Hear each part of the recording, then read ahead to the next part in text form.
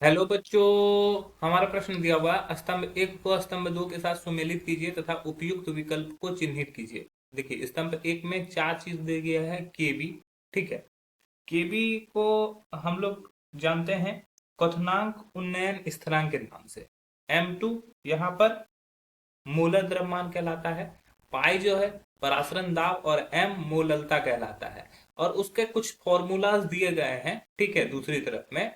और हमें बताना है कि किसके लिए कौन सा फॉर्मूला सही है। चार ऑप्शन भी यहाँ पे दिया गया है, उसके अनुसार हमें चूज करना है। ठीक है। तो इस कॉन्सेप्ट को समझने के लिए हमें क्या समझना होगा? हमें समझना होगा अनुसंख्यक गुणधर्म को। तो हमारे इस प्रश्न का मुख्य अवधारणा जो हो गया, अगर बात की जाए मुख्य अवधारणा की, तो हम लोग को समझना होगा अनुसंख्यक गुणधर्म। अनुसंख्यक गुणधर्म जो कि चार तरह का होता है। ठीक है। चार तरह में पहला होता है वाष्प दाब का आपेक्षिक अवनमन। दूसरा होता है क्वथनांक का उन्नयन। तीसरा होता है हिमांक का अवनमन। और चौथा होता है परासरण दाब। ठीक है। परासरण एवं परासरण दाब, ये चार अनुसंख्यक गुणधर्म है। तो अगर हम लोग बात करें यहाँ पर, देखो केबी का लिया गया है, के बी बी दिया हुआ है। बी मतलब होता है बॉइलिंग पॉइंट, मतलब कि ये जो है क्वथनांक का उन्नयन से लिया गया है। तो अगर क्वथनांक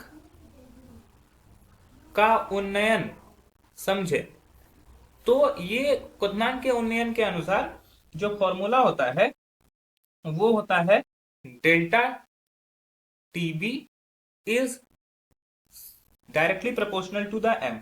मतलब कि डेल्टा टीबी जो होता है वो मोललता के सीधा समानुपाती होता है।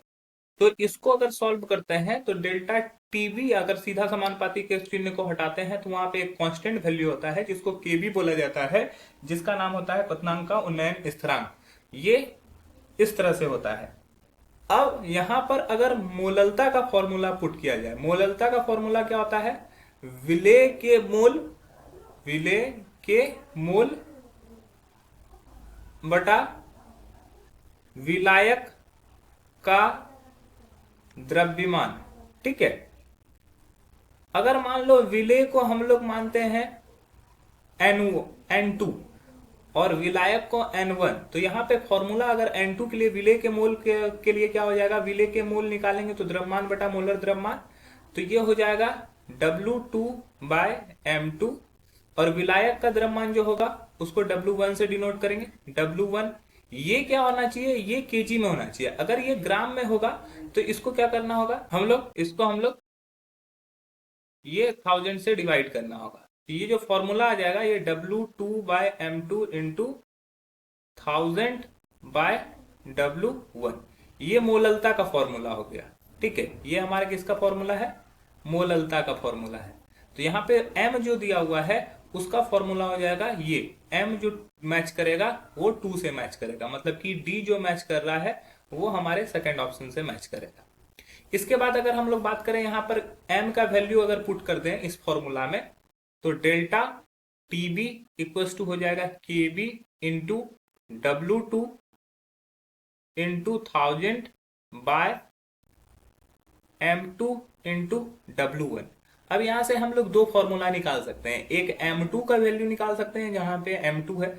M2 यहाँ पे मोलर द्रव्यमान हो गया, तो M2 का अगर वैल्यू निकालेंगे तो ये हो जाएगा KB into W2 into 1000 delta TB into W1। ऐसा फॉर्मूला यहां पर दिया हुआ है। यहां पर देखो ऑप्शन ए में दिया हुआ है जो कि M2 का वैल्यू को दिखाता है। अब यहां से केबी का भी वैल्यू निकल सकता है। तो केबी को निकालने के लिए एक और नियम दिया गया है।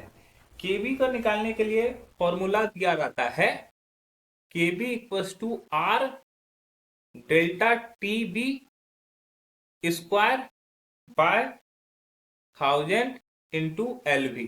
यहां पर सब चीज क्या है? ये केबी का निकालने का फॉर्मूला है। तो केबी ये आर हो गया। आर किसको बोलते हैं? गैस स्थिरांक को। ठीक है। डेल्टा टीबी क्या है? डेल्टा टीबी तो हम लोग जानते हैं डेल्टा टीबी किसको बोला जाता है। डेल्टा टीबी जो है वो बॉइलिंग पॉइंट है किसी भी सॉल्वेंट का, मतलब कि किसी भी विलायक का। ये विलायक का क्वथनांक किसमें? केल्विन में। और इसके बाद यहाँ पे एक और चीज दिया हुआ है एलवी। एलवी क्या हुआ? लेटेंट हीट बोलते हैं इसको, ठीक है। एलवी को क्या बोलते हैं? लेटेंट हीट, या बोल सकते हो वाष्पन की गुप्त उष्मा। एलवी क्या हो गया? वाष्पन की गुप्त उष्मा, वाष्पन की गुप्त उष्मा, ठीक है। ये एलवी, तो ये से के से निकाला जाता है। तो अगर यहां से देखें तो ये के बी जो होता है वो किससे मैच कर रहा है? 3 से मैच कर रहा है।